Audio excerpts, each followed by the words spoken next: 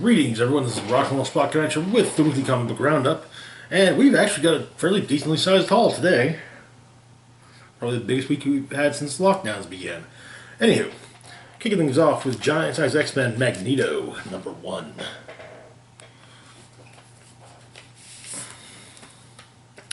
So, the issue begins at a small island with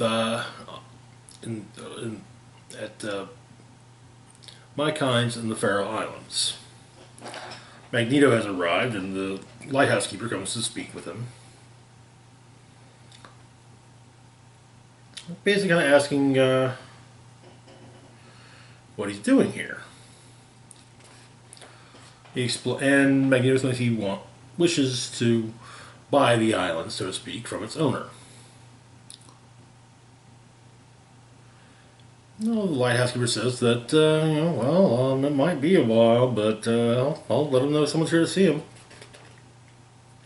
We get a flashback earlier.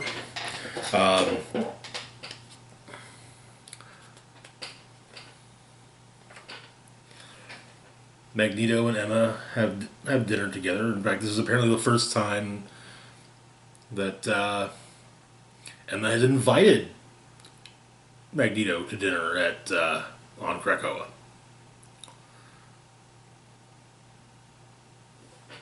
Her chef is, of course, brilliant.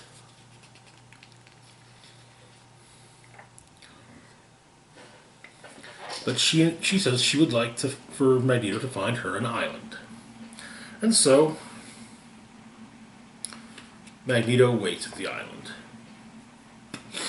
Continues waiting.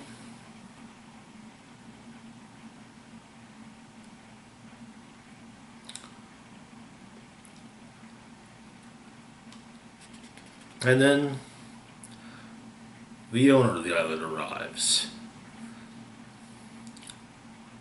Namor, Prince of the Oceans, King of Atlantis.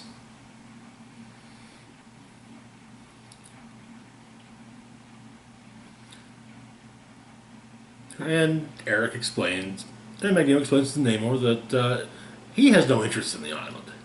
However, the White Queen does.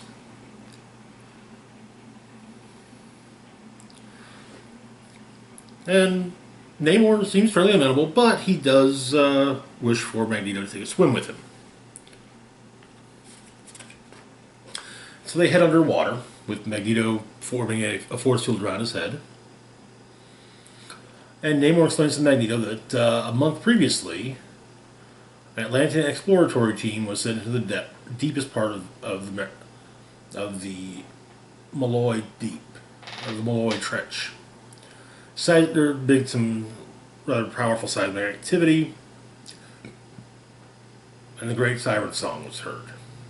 The team was never heard from again, and so now Namor wants to know what has happened to them. They find a seal of one of the old kings of Atlantis.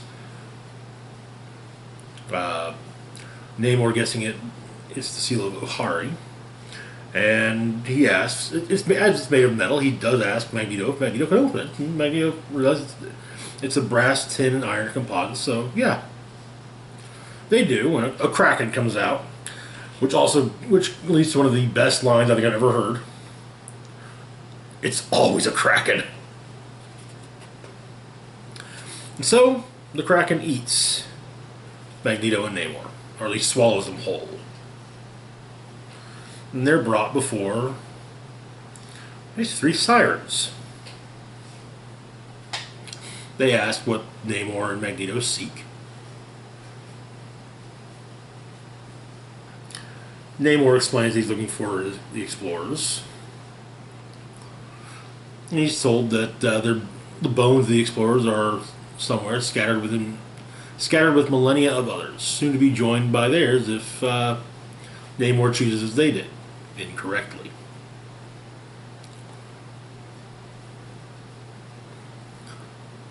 And so Namor is told, see the spiral, see the stone. Choose one and live. Choose the other and die. There's only the choice, and only in choosing correctly can you find your way back to shallow waters. Namor picks the spiral as the symbol of the Uhari. And it attacks him.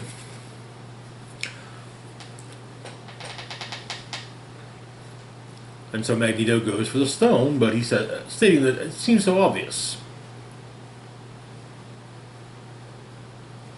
However, Magneto mentions that you offer two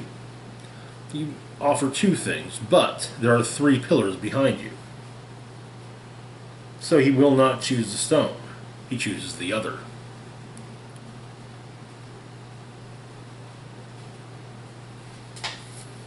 And is given a key.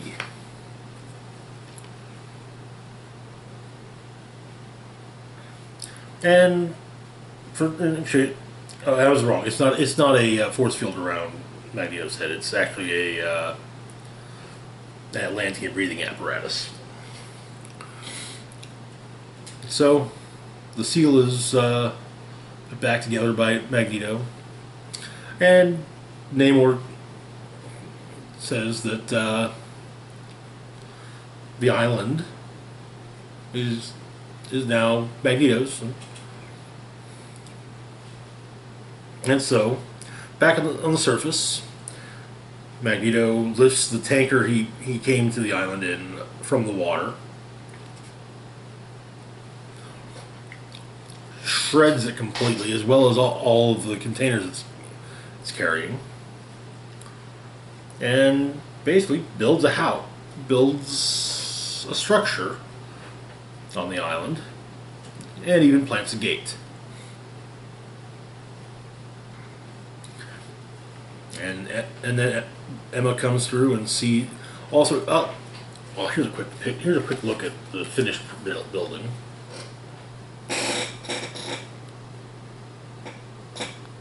Honestly, I think it looks great. I think that looks awesome. So I'm gonna this. Ramon Perez did an amazing job designing that. And of course, Emma is floored and quite happy with it, and so and it's also explained how Namor came to be in possession of the island. He won at gambling with some Danes after the Second World War. And then Magneto asks, now that Emma has her island, what is she going to do with it? And she says, send invitations and wait to see who shows up. And that is where the issue ends. We also got some of this week's Free Comic Book Day comics, or this year's Free Comic Book Day comics were released,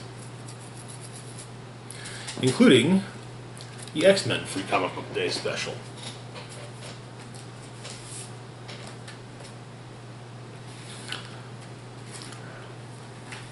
The quartet comes out of an interstellar portal. They summon something.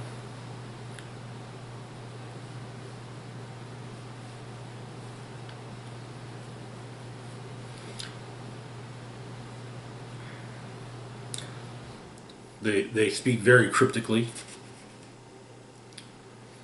And it's explained that, and then when as they leave, one states that the death of a star is a small price to pay for the favor of Saturnine.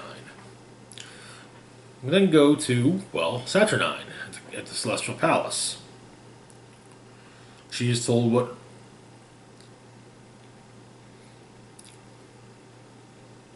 she is told about her minion's trip, and then she does a tarot reading. The first card that comes up, Judgment. Finality, an irrevocable change. From here, there's no going back. Surrendering to rebirth is the only path ahead. The picture on the card shows Apocalypse and one of the Arconans. Next, the Four of Wands. Labors of a community, a family, coming together for a black ceremony, a baptism of blood. And then we see the original four horsemen fighting together, side by side. Next, the Hanged Man. Sacrifice? Curious. Can any of them be trusted to throw themselves on the pyre of change? Those shown on the card are Apocalypse, Havoc, Beast, Richter. I think we got Monet St. Croix, M. Glob Herman, Banshee, Archangel, and Polaris. Next is the Eight of Cups, and I don't know who that is on the Eight of Cups. Disillusionment, abandonment. That which was once the harmonious lifting of voices is now a mocking echo, then silence. And finally, the Ten of Swords. Betrayal. Betrayed by those who you would show your back. A loss, but an expected one. One always expects the sunset hours after the dawn. Clearly this is to kind of, set the stage for the upcoming X-Men story, Ten of Swords. As a special bonus, we also get a first look at Dark Ages. Something is going wrong at Stark Tower. The narration states that New York never slept. It glowed all night. It hummed. But that was before. Pepper Potts calls Tony, explaining that the building is shaking, and he says that all the buildings are shaking. And that they're working on it. Adding that she's worried the building might fall down. Maybe, she should go to the bunker. Though Pepper doesn't like the idea because the last place she wants to be if the building falls down is under it. However, Iron Man explains that Galactus could tap dance on the bunker. And he's running simulations all the way up to the shuffle ball change. So, but something's going on with his armor's AI. It's missing word. It's starting to short out on him. And soon, Pepper is stuck in the elevator, and then she loses cell service. And Iron Man's suit begins to shut down in midair. He tries calling Captain America to assemble the Avengers, but barely gets it. Can't even finish it before losing cellular coverage. The narration resumes, saying New York never slept, but it glowed all night. It hummed, but that was before we failed, before everything fell.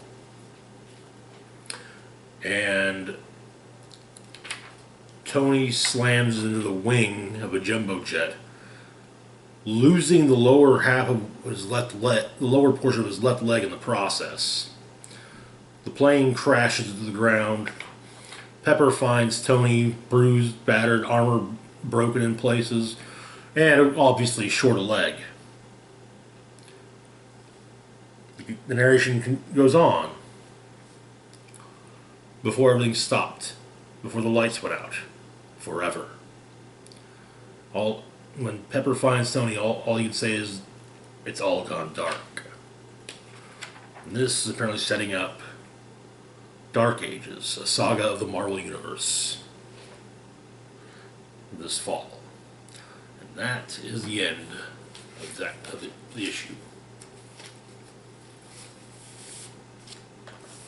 Next up, we've got Guardians of the Galaxy, number 4. We're Not Friends. Where we left off, the Guardians had shattered after the death of Peter Quill on a mission that Nova had put together.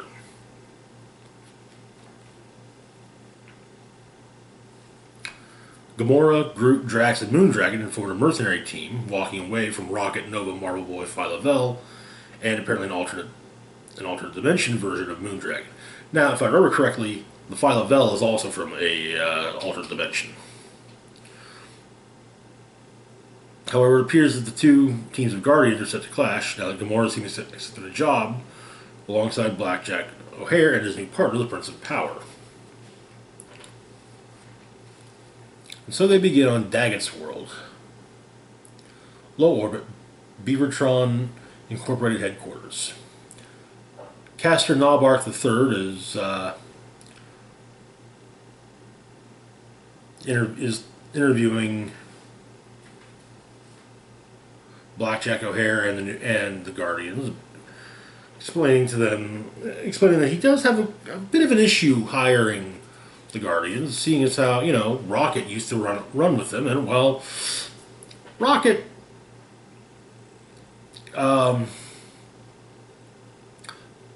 robbed him a while back. We also get an introduction to the Prince of Power. Though Gamora does ask where how does say that she's never heard of him. He claims to be a hero of renown, and asks where he got his strength exactly. He simply says that a wizard did it.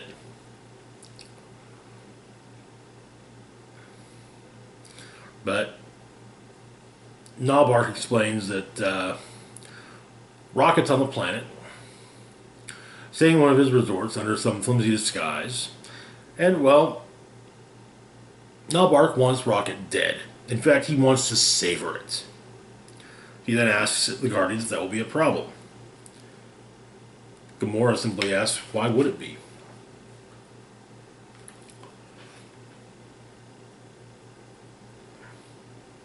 And so, elsewhere, our other team of Guardians is waiting. Nova's in a healing pod, and Moondragon's in contact with him.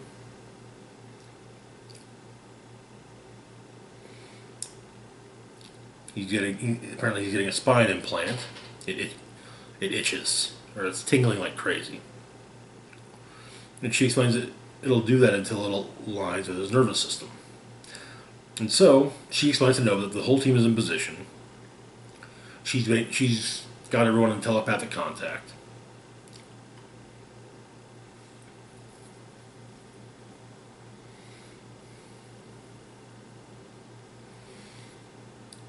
Apparently, they've been called to the planet because of a 9x9 or 9x9 emergency alert, existential threat to life. And well, Nova's of the opinion he can't ignore those.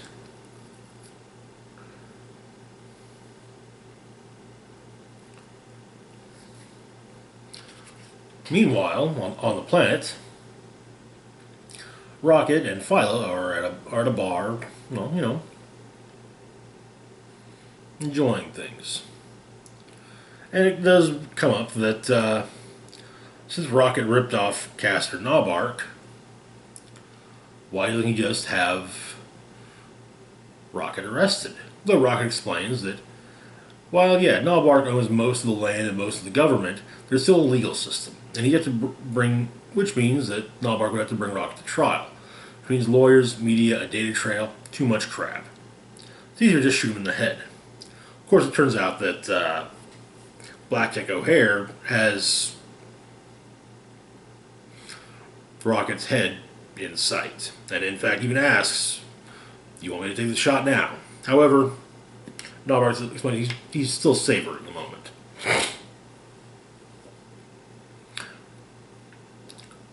Marvel Boy that arrives, finds the D-type converter, and well, let's just say it has a rather familiar look.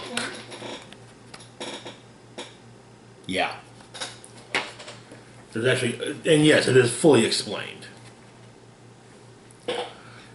First off, D-type, Devourer type, Monologue Galactus.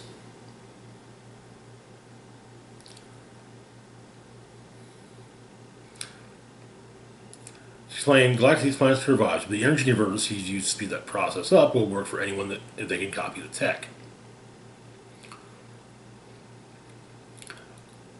Marvel Boy explains he was hoping no one would want to kill a world just for money. Though Nova does kind of say, haven't you been to Earth? And the full nature of things is explained. Nalbark is selling the thing as a new clean energy source that draws geothermal power from the planet's core. But it's stealing raw life energy a little bit at a time and converting it into power. Power that Nalbark can sell to neighboring systems. The desert that the converter is on used to be fertile soil.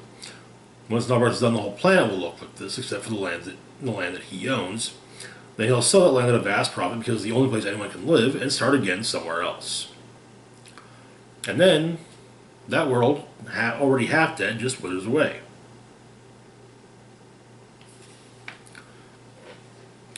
And so he arrives in the converter and is promptly hit in the back of the head by the Prince of Power and his hammer.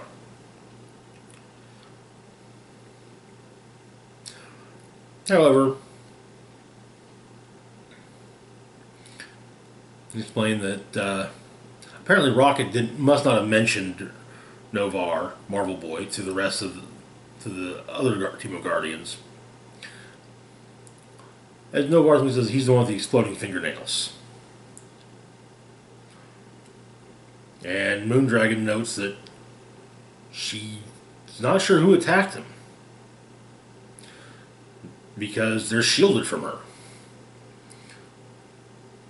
However, she tries getting everyone into emergency stations, but she can't contact anyone.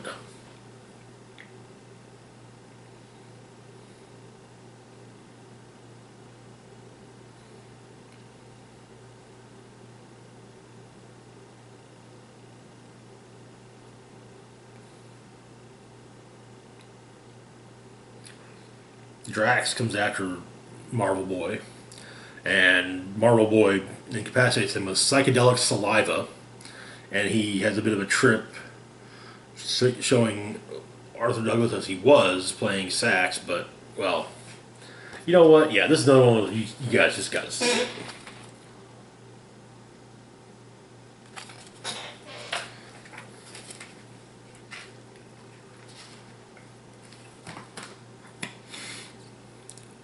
And he then catches a knife, but the knife explodes in his hand. The knife was thrown by Gamora, who explains that, well, Marvel Boy's got a lot of tricks and toys, but so does she, and sooner or later, you have to fall back on skill. And she would love an excuse to kill him, so don't give her. So, he probably shouldn't give her one. And she explains that, the telepathic network's been caught up with the source. However, Novar explains that those are the old toys. Now he's going to hit her with something new. Or maybe the oldest trick there is. It says Kree-Van Director 01, Quantum Swap. And Hercules takes his place.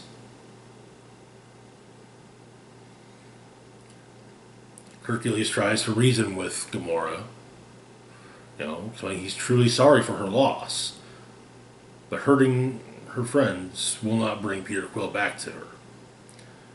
And she said, she still admits, yeah, he's right. She shouldn't take on her friends. She then levels her gun back at Hercules and says, "We're not friends." Meanwhile, the source of the telepathic disturbance is revealed to be another Moondragon. And so the two Moondragons decide to have a meeting of the minds. And that is where the issue ends. And now we come to the beginning of this summer's Marvel Comics event in Empyre #1. Now, where we left off in Avengers Empyre #0, because I haven't had the opportunity to pick up a Fantastic Four Empyre #0, so hopefully next week we'll be going over that one. The Kotati, a plant-based race who were native to the planet Hala, and the survivors of which are living in the blue area of the moon. The Kotati have enlisted the aid of the Avengers, explaining that, the Kree and the Skrull would join forces to wipe them out. And the Avengers are like, you know what? Yeah, we're not going to let that happen.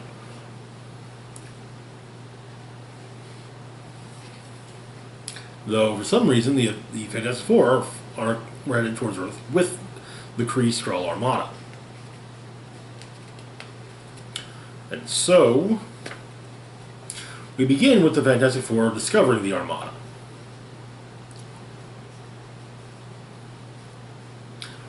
The Thing is not sure if running into a combined Kree-Skrull Armada in space is a good, on its way to Earth, is a good thing or a bad thing. And in fact, neither is Mr. Fantastic. Turns out that two Kree children, Joven and Nakala, were found by the FF fighting in an arena for the amusement of a baying crowd. Their contracts got bought out by the FF, however, so they're now free. And so Mr. Fantastic and his Invisible Woman decide that those two kids have probably seen enough fighting. And so Mr. Fantastic asks his son Franklin to get the kids in the escape pod along with his sister and head back home. Franklin, however, wants to help. However, Reed says that this is how he helps. So the kids are loaded to an escape pod. Invisible Woman turns the ship invisible, and they come alongside the flagship, and they discover Emperor Hulkling.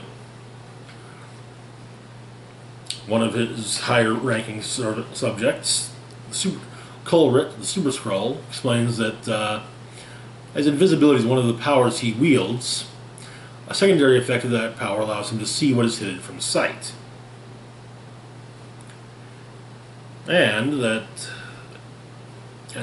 basically the Armada has company. Rather esteemed company, in fact. And so, they ought to communicate with them. Back on the moon, the Avengers are prepping for battle. The background of the Kree-Skrull War is explained.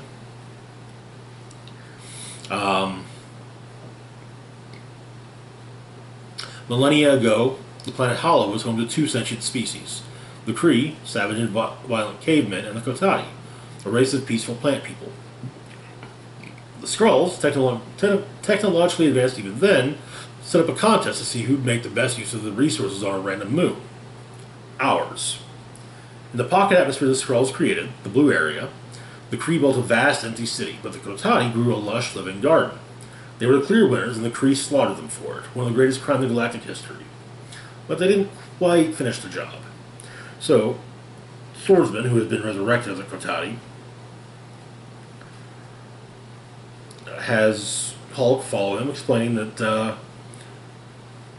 she'll need a weapon against the enemy. However, Hulk does answer that she doesn't need a puny sword. But Swordsman says, trust me, you'll need this. Everything's set up, and turns out that the weapon that Swordsman had in mind was a hammer.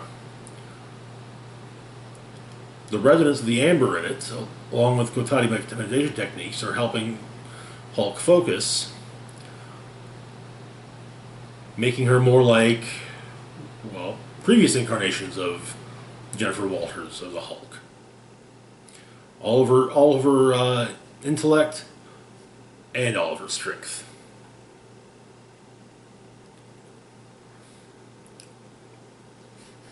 And so the fleet arrives. Captain Marvel simply says that though she no longer speaks for Earth, they should both know that she never speaks lightly. Earth is an Avengers world. The Garden is under their protection. And this will be the only warning the Armada gets. With Iron Man adding that if it were him, they wouldn't even get that. And then,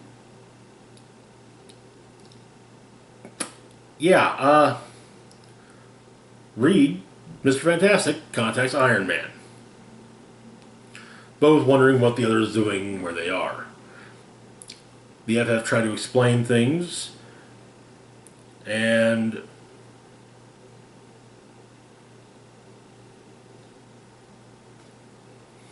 He's explained that the Alliance came first, but Super Soldier and the Pursuer, the rulers of the two regimes, made the first moves. But that can only go so far, even in peacetime. So they needed someone whom both sides could pledge allegiance to. Hulkling.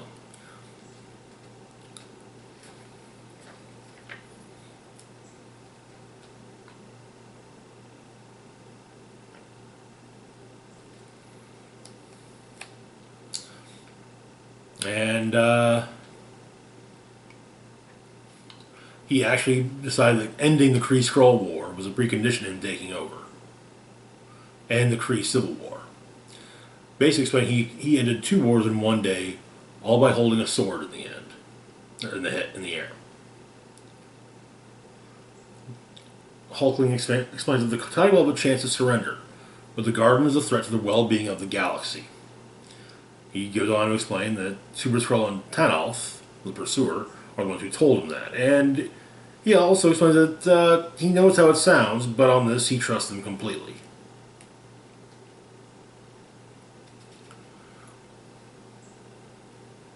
Tony explains that this is clearly a PR stunt, an easy target to cement their alliance, a blood sacrifice on his hands.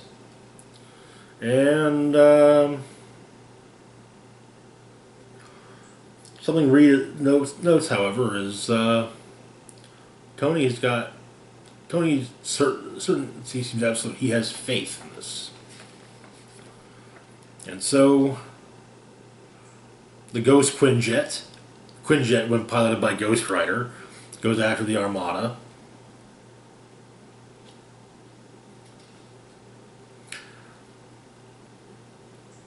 Hulkling tells Super Skrull and Captain Glory to take battlefield command, hold off the Avengers, but with no enemy casualties.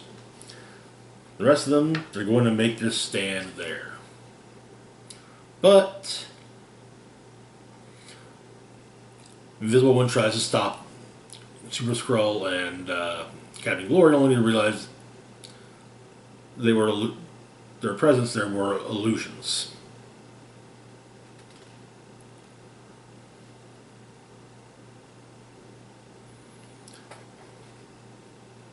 And so, turns out that by possessing the Quinjet, Ghost Rider can actually use the dual penance stairs from it, basically making all the Kree and Skrull feel everything they've ever done, except for Captain Glory. A Kree super soldier gene modified to feel 0 guilt in the field. He does not. Glory explains that he doesn't commit sins. He only follows orders. And Glory promptly kills the Ghost Quinjet's engines, though Black Panther notices he didn't try to kill them. And so Black Panther tells Ghost Rider to stay at the controls, while the rest of the team on the ship go inside. And of course, Black Panther has hacked the communication implants of the Kree and the Skrulls.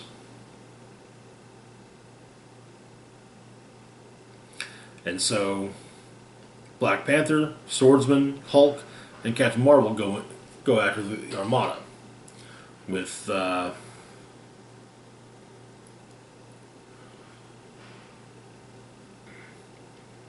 Panther trying to talk to Super Skrull, ruler to former ruler.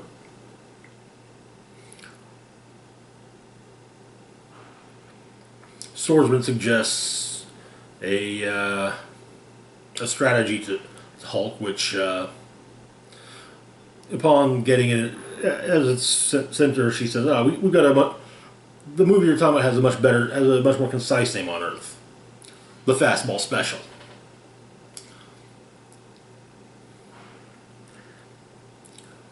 Back on the moon, the big three, Cap, Iron Man, Thor,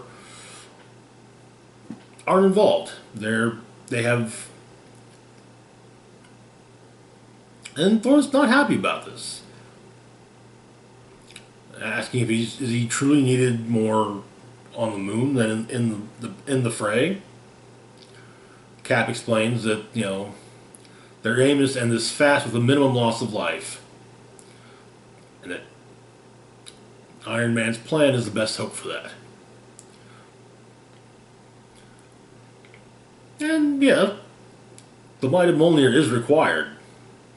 And so Iron Man slaps something on Mjolnir, and Thor begins twirling it and throws it. It goes right to the command deck. And lands promptly on top of Hulkling's sword, which Hulkling is holding up flat like this so that the hammer hits the sword and just stays there. However, well, yeah. The attachment that Iron Man put on Mjolnir includes a virus. A remote viral package that will breach Kree and Skrull firewalls. It's not Iron Man's first rodeo with the Kree or the Skrulls. At this point, he knows their systems like he knows Fresh Prince lyrics. And he came there tonight to make the crowd go boom. In 3 seconds, every ship in the Kree Skrull fleet suffers a critical engine overload. Alive, but helpless. And so Koi of the Avengers thanks the Avengers, and then explains that they did a noble service to the Kotati and to life itself. Not the skittering meat things that chatter and poison and devour, but the true life. And Koi explains that those that grow will not forget. For by delaying the fleet, the Avengers have bought the Kotati the necessary time for the flowering, when all illusions fall away, when all rise in all their splendor and all their wrath. The Death Blossom will bloom, and on the harsh soil, the Death Blossom magnifies their powers and will to take back the universe that was always theirs. For Koi did not come to bring peace, but the sword of vengeance upon them, to bring punishment for their crimes. I mean, they are the Avengers now. And the Kotati will be avenged. The Death Blossom is also enhancing Koi's control over plant life. The ships have stored foods, oxygen factories, vegetation carried in the soil on soldiers' boots, and Koi is controlling all of it. Ghost Rider comments he can feel the Kree and the Skrulls dying. And, well, yeah, it's not going well. And Koi finishes up by saying that all the animal worlds fall and the Kotati rise anew, masters of the cosmos as they always should have been. And for there they plant the seed of the Empyrean. On this planet they begin their empire. And that is where the issue ends. And yeah, I had to get this variant. Every issue is going to have a similar, every issue of the Empyre main series will have a similar variant. And hopefully I'll be getting each of those, because they're just awesome. We got one more book. It's an Empyre tie-in. Fantastic Four, number 21. You might be looking at this cover and ask yourself, Wolverine and Spider-Man? What the hell? Well, New Fantastic Four. One of the New Fantastic Fours. So, first off, we learn the origins of the two kids. Joven and Nakala.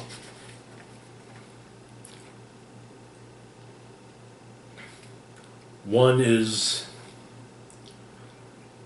Joven, the Kree, is the Chronicle of Blood. Nakala is the Requiem of the Shapeless Soul. And of course, they're fighting because that's all they know.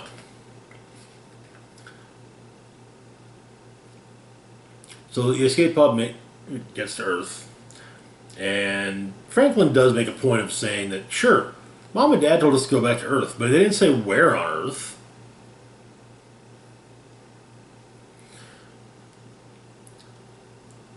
The escape pod flies over Agafar, Vietnam, Temple of the High Priests of Palma.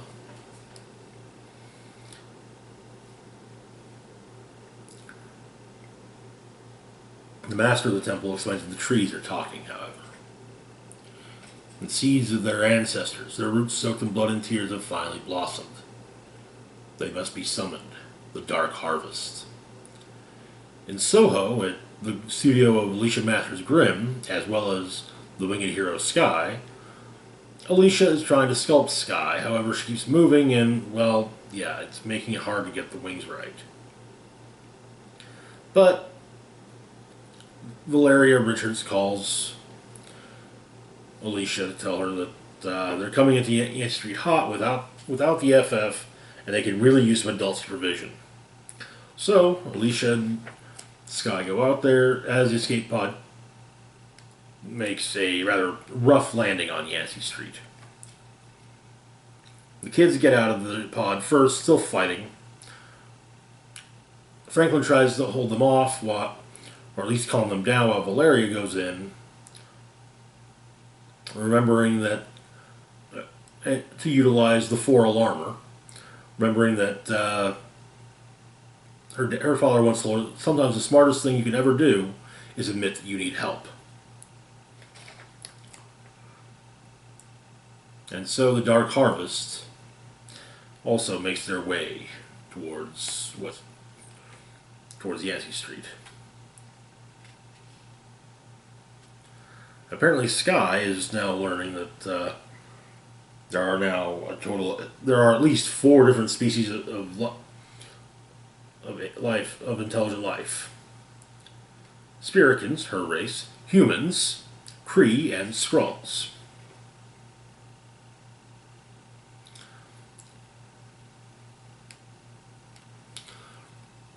In Washington Square Park, at the Krakoan Gate, Wolverine comes through explaining that he was minding his own business, catching up from mushing his shut-eye, and he's got this pinging in his head, telling him to make his way to New York.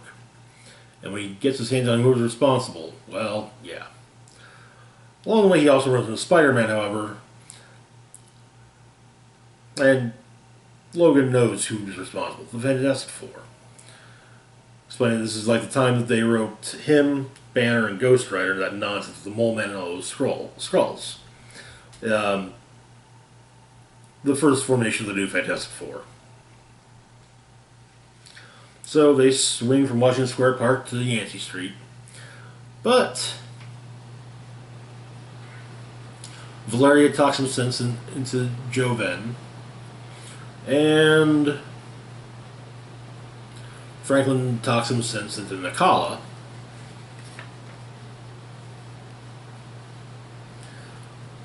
However, when Nakala realizes Alicia Masters is present, something comes over her and she heads towards Alicia. However, Spider-Man and Wolverine both realize something's not right. Wolverine figures it's simply the Skrull that turned into a tiger and stabs Nakala. Of course, Wolverine realizes he didn't know as a kid, but before losing consciousness, Nakala asks Alicia Masters Grimm to help her. And that is where the issue ends. Let's see.